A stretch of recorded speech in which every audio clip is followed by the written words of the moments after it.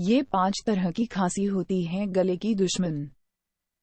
मौसम बदला नहीं कि खांसी की समस्या हमें घेर लेती है। आयुर्वेद में इसे कास कहते हैं, जो 5 प्रकार की होती है।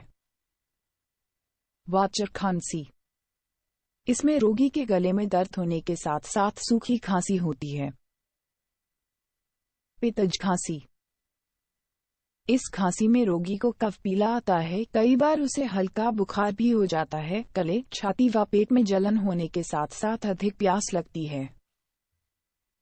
कफज खांसी। इस खांसी से पीड़ित रोगी को कफ बहुत निकलता है, हल्की सी खांसी आने पर ही कफ आने लगता है। इस स्थिति में मरीज को हमेशा ऐसा लगता है कि जैसे गले में कुछ चिपक गया हो। क्षतज खांसी।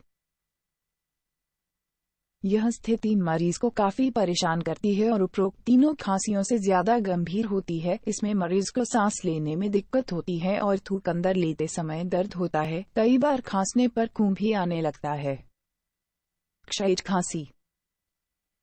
यह खांसी क्षतज खांसी से गंभीर होती है, जो कई बार टीबी रोग का प्रारंभिक लक्षण भी हो सकती है, जिसमें मरीज के फेफड़ों के चारों ओर घाव हो जाते हैं। इस खांसी में फौरन डॉक्टर से संपर्क करना चाहिए और उनके द्वारा बताए निर्देशों को मानना चाहिए।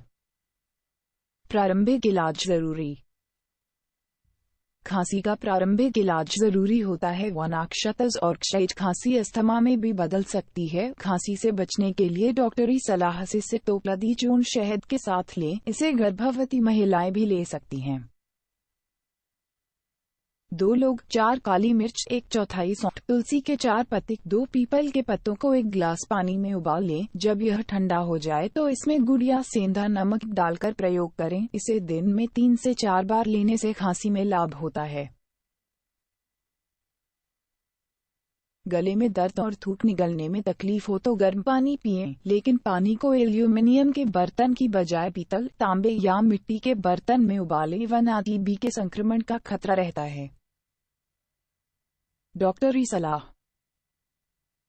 अक्सर लोग गर्म पानी के नाम पर उसे हल्का गुनगुनाकर पी लेते हैं, जो कि गलत है। जरूरी है कि आप पानी को 100 डिग्री सेल्सियस तक उबालें और पीने लायक होने पर प्रयोग में लें।